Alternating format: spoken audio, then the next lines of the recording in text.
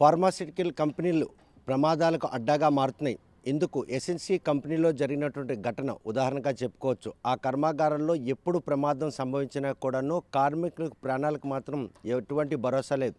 ఆదాయం కోసం ఆర్జించినటువంటి ఫార్మాసిటీ యజమానులు మాత్రం కార్మికుల ప్రాణాలతో చెలగాటం ఆడుతున్నారు అనడానికి ఎసెన్షియల్ కంపెనీలో జరిగినటువంటి ఘటన మనం ఉదాహరణగా చెప్పుకోవచ్చు. ఏదైతే అచ్యుతాపురం సెజ్లో ఉన్నటువంటి ఎసెన్షియల్ ఫార్మాసిటీ కంపెనీలో జరిగినటువంటి రియాక్టర్ బ్లాస్ట్ మాత్రం ఈరోజు 18 కార్మికులు ప్రాణాలను పట్టుకుని పెట్టుకుంది. 60 మంది క్షతగాతులు ఉన్నారు. ఇంత ఘటన జరిగినా కూడాను 24 గంటలకు కావస్తున్నా కూడా యాజమాన్యం మాత్రం ఘటనకు సంబంధించినటువంటి వివరాలు బాహ్య ప్రపంచం చెప్పడానికి మాత్రం చోద్యం చూస్తుంది. గతంలో కూడా ఎన్ఏసీఎల్లో జరిగినటువంటి బ్లాస్ట్ విషయంలో అక్కడ ప్రాణహాని జరగకపోయినా ఆ తీవ్రతను బట్టి ఎంతమంది కార్మికులు ప్రాణాలు కోల్పోతారన్న భయానకమైన పరిస్థితులు నెలకొన్న తరుణంలో అప్పట్లో కూడా ఆ యాజమాన్యం అవే కాకుండా ఈ ఫార్మాసిటిక్ కార్పొరేట్ కంపెనీలు అన్నీ కూడాను ప్రమాదం జరిగిన తర్వాత ఆ సేఫ్టీ ప్రికాషన్స్ విషయంలో కూడాను ఈరోజు మెలకువలు పాటించకపోవడంతోనే అనునిత్యం ఈ ప్రమాదాలు సంభవిస్తున్నాయి. ఈ ప్రమాదాలను నివారించేందుకు రాష్ట్ర ప్రభుత్వాలు ఎందుకు చొరవ చూపట్లేదు? ఈ యాజమాన్యాల వెనక ఎవరి అండదండలు ఇంత ప్రమాదాలు జరుగుతున్నాయి, వారిపై చర్యలు చేపట్టడానికి ఆటంకంగా నిలుస్తున్నాయనే విషయంపై మనతో మాట్లాడడానికి సిఐటియు సీనియర్ నాయకులు కృష్ణమూర్తి ఉన్నారు. చూస్తే కనుక ఫార్మాసిటీ కంపెనీలు నిన్న ఎస్ఎస్సి కంపెనీలో జరిగినటువంటి ఈ ఘటన మాత్రం ఇప్పటి వరకు యాజమాన్యం నోరు మెదపకుండా ఉంది. 18 మంది ప్రాణాలు కోల్పోయారు. క్షతగాత్రులు ఇంకా కూడాను చాలామంది సీరియస్ ఉంది. ఇలా తీసుకోవచ్చు ఈ ఫార్మాసిటీ కంపెనీల్లో జరుగుతున్నటువంటి ఈ ఘటనలు అరికట్టాలి. ఫార్మాసిటీలో కార్మికులకి ప్రాణాలకి ఎక్కడ కూడా భరోసా ఉండటం లేదు. ఈ ఇన్సిడెంట్ మన అచ్యుతాపురంలో జరిగిన ఈ సెజ్లో జరిగిన ఇన్సిడెంట్ మనం చూసేటట్టయితే గత 2.5 దశాబ్దాలుగా చాలా పెద్ద ఇన్సిడెంట్. 18 మంది కార్మికుల తాలూకా ప్రాణాలు స్పాట్లో పోవటం, అలాగే సుమారు ఒక 60 మంది పైచులకి క్షతగాత్రులు ఇప్పుడు హాస్పిటల్లో వైద్యం పొందటం అవన్నీ కూడా మనం చూస్తూ ఉన్నాం. కానీ ఇప్పటికి కూడా మేనేజ్మెంటు వాస్తవం ఏం జరిగిందే అనేది ఎక్కడ కూడా బయటకు వచ్చి ఇది జరిగిందని చెప్పే పరిస్థితి లేదు. అదే పరిస్థితిలో బయట వాళ్ళని కానీ లేకపోతే ప్రెస్ వాళ్ళని కానీ లోనకి అనుమతించిన పరిస్థితి కూడా లేదు. ఎందుకు ఇంత సీక్రెట్గా జరుగుతుందని చెప్పేసి ఈరోజు పెద్ద ప్రశ్నార్థకంగా ఉంది. వాస్తవంగా essential advanced sciences private limited అనే పేరుతో ఈ ఫార్మాస్యూటికల్ కంపెనీ ఇప్పటికే యాజమాన్యం తగాదాల పడుతున్న విషయం అనేది కూడా తెలుసు. కానీ వాస్తవంగా అంతర్గతంగా తెలిసిన విషయం ఏంటి అంటే, వాస్తవంగా ఈ బ్లాస్ట్ ఫర్నిచర్ ఏదైతే ఫర్నిస్ ఉందో ఈ ఫర్నిస్ మీదున్న స్లాబ్ అనేది ఊడిపోయి పడిపోయిందండి. ఆ స్లాబ్ పడిపోయిన కారణంగా ఫర్నిస్ అనేది బ్లాస్ట్ అయిపోయింది. ఆ బ్లాస్ట్ అయిన కారణంగా ఆ ఫ్లోర్లో ఉండే కార్మికులందరూ కూడా 18 పెట్టెల్లాగా ప్రాణాలు కోల్పోయారు. చాలామందికి క్షతగాత్రులైన పరిస్థితి మనం చూస్తూ ఉన్నాం. ఈరోజు ప్రభుత్వ విధానంలో సెజ్లో ప్రభుత్వ విధానమే లోపభూయిష్టంగా ఉంది. అక్కడ యూనియన్ పెట్టుకొని ఇవ్వటం లేదు. కార్మిక చట్టాలు కనీసంగా అక్కడ ఎక్కడ కూడా అమలు జరిపే పరిస్థితి ఉండటం లేదు. వాళ్ళ మీద లేబర్ డిపార్ట్మెంట్ తనిఖీ ఎక్కడ కూడా ఉండదు. వాళ్ళు ఇచ్చే సొంత ఎఫిడవిట్ తప్పిస్తే, సొంత డిక్లరేషన్ తప్పిస్తే కార్మికుల క్షేమం మీద కానీ అక్కడ సేఫ్టీ మీద కానీ ఎక్కడ కూడా చెక్కింగ్ అనేది లేబర్ డిపార్ట్మెంట్కి కానీ లేకపోతే ప్రభుత్వానికి కూడా ఎక్కడ కూడా లేదు. మేము అడుగుతూ ఉన్నాం సిఐటిగా, ఈ ప్రాణాలు పెట్టుబడులు ఎవరైనా పెడతారు, గవర్నమెంట్ అయినా పెడతారు, ప్రైవేటు వ్యక్తులైనా పెడతారు, ఇంకెవడైనా లాభాలు కావాలన్నాడు ఎవడైనా పెట్టుబడి పెడతాడు.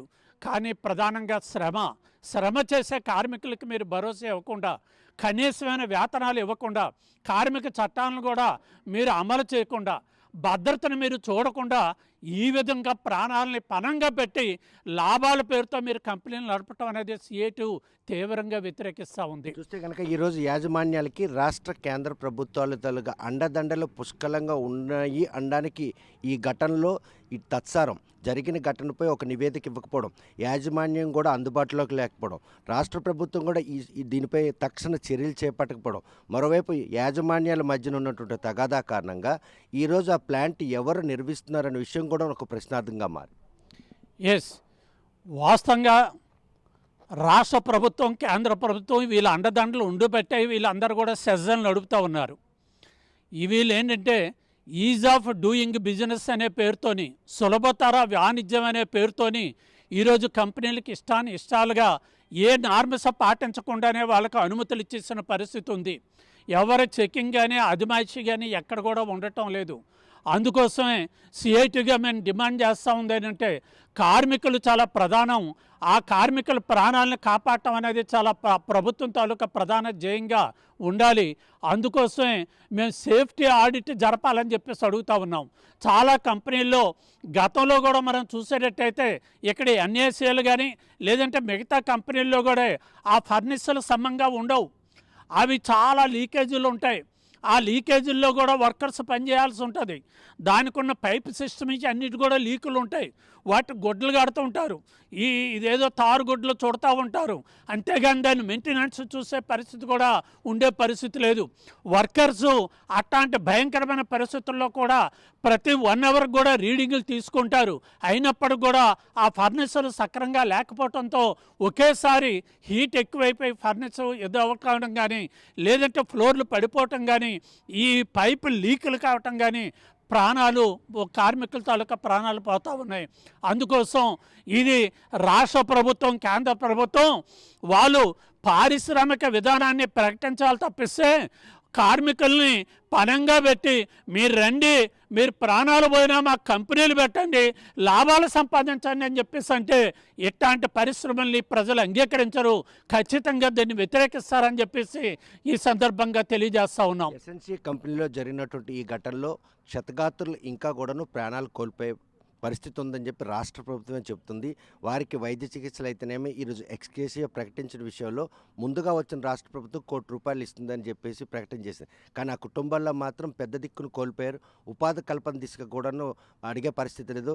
గతంలో కూడాను పైడిభీమవరం పారిశ్రామికలో కెమికల్ ఫ్యాక్టరీలో ఎప్పటికప్పుడు ప్రమాదాలు సంభవిస్తూనే ఉంటాయి.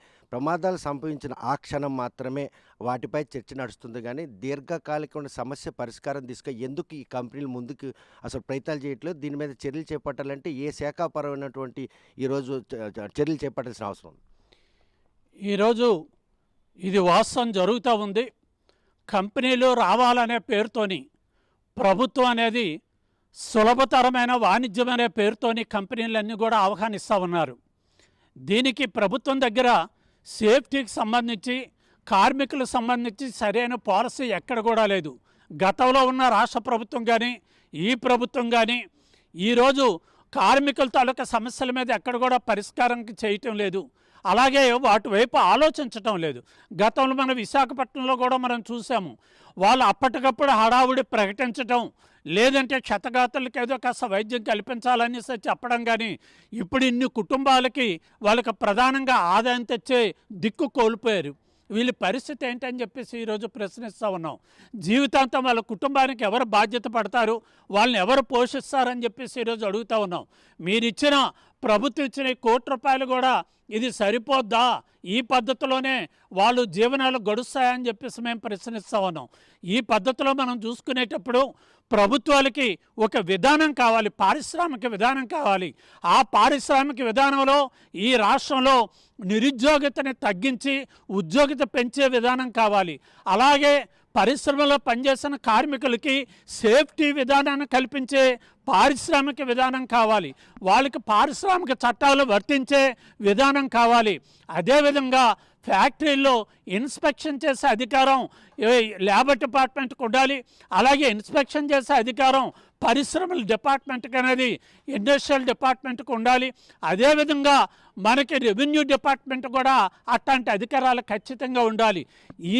ఈ దొంతర్లు లేకపోతే ప్రాణాలతో వాళ్ళు చెలగాటమాడి వాళ్ళు కావలసిన లాభాల కోసం కంపెనీలు నడుపుతున్నారు తప్పిస్తే ఎక్కడ కూడా ప్రజల కోసం ఆలోచించడం లేదని చెప్పేసి ఈ సందర్భంగా మనకి ఖచ్చితంగా బాధపడతా ఉంది. చూస్తే కనుక ఆ సజ్జల్లో కార్మికుల సంఘాలకి ఎందుకు పెట్టుకునే అవకాశం లేదు? అదేమైనా నిబంధన లేకపోతే అంటే రాష్ట్ర ప్రభుత్వం ఏమైనా వాళ్ళకి ఆ వెసులుబాటు ఇచ్చింది? కార్మికుల సంఘాలతో అనుబంధంగా వాళ్ళ కార్మికుల ప్రాణాలు కాబట్టి అంటే అనునిత్యం కార్మికుల కోసం ఉన్నటువంటి సంఘాలు ఉన్నాయి. వారిని ఎందుకు అక్కడ అకామిడేట్ చేసేందుకు వారు తత్సరం అవుతున్నారు?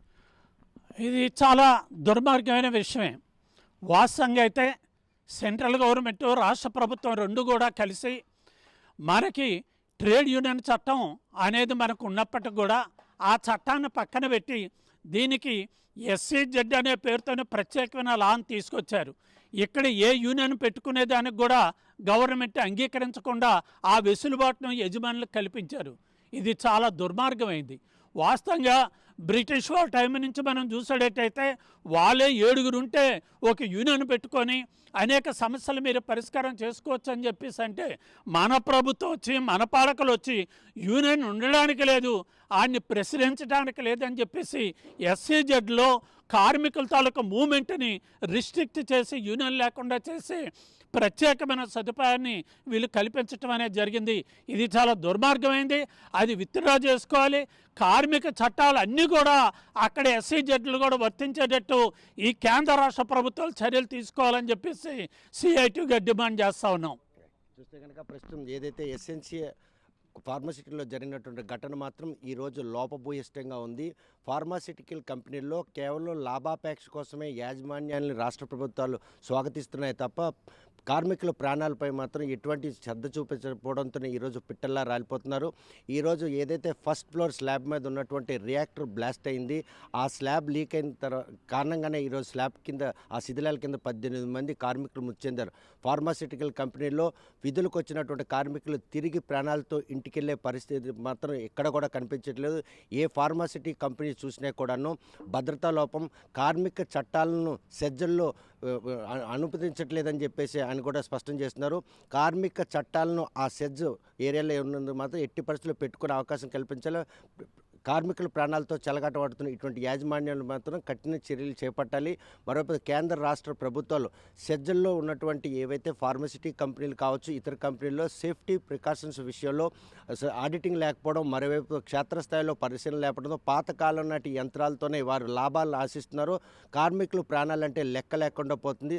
దానికి తార్కాణమే ఈరోజు ఎసెన్షియల్ కంపెనీలో జరిగినటువంటి ఈ ఘటన అని చెప్పేసి స్పష్టం చేస్తాం. మరి ఈ విషయంలో మాత్రం ఆ కంపెనీ యాజమానులు ఇప్పటికే వివాదాలు ఉన్న తరుణంలో ఆ కంపెనీని ఎలా రన్ చేస్తున్నారో, ఆ రన్ చేసే క్రమంలో జరిగిన ఈ ఘటనకి ఎవరు బాధ్యులు, ఈరోజు క్షతగాతులు కావచ్చు, మృతుల కుటుంబాలకి ఎక్స్కేసియా పేరుతో వారికి మాత్రం కంటితురుపు చర్య చేపడుతున్నా కానీ ఆ కుటుంబాల భవిష్యత్తు ఏంటని కూడా రాష్ట్ర ప్రభుత్వాలు ఆలోచించాలి. ఇటువంటి కంపెనీల్లో మాత్రం ఎట్టి పరిస్థితుల్లో కార్మిక చట్టాలను అమలు చేసి ఆ కార్మికులు ప్రాణాలకు భద్రత కల్పించేందుకు మాత్రం కేంద్ర రాష్ట్ర ప్రభుత్వాలు చర్యలు చేపట్టాలి. ఎసెన్షియల్ కంపెనీలో జరిగినట్టు ఈ ఘటన మళ్ళీ పునరావృతం కాకుండా ఉండేందుకు అవసరమైన అన్ని చట్టాలను కూడా అమలు చేసి ఆ కంపెనీ యాజమాన్యపై చట్టపరంగా చర్యలు చేపట్టాలి. అదేవిధంగా కార్మికుల కుటుంబాలను మాత్రం పూర్తి స్థాయిలో ఆదుకునేదిగా శాశ్వత పరిష్కారాన్ని మాత్రం చూపాలని కృష్ణారావు గారు డిమాండ్ చేస్తున్నారు. వీడియో జర్నలిస్ట్ రామకృష్ణతో సత్యం, RTV శ్రీకాకుళం. మరిన్ని వీడియోస్ కోసం ఛానల్ ని సబ్స్క్రైబ్ చేయండి. లేటెస్ట్ అప్డేట్స్ కోసం వాట్సాప్ ఛానల్ ని ఫాలో చేయండి. అండ్ లింక్ డిస్క్రిప్షన్ లో ఉంది.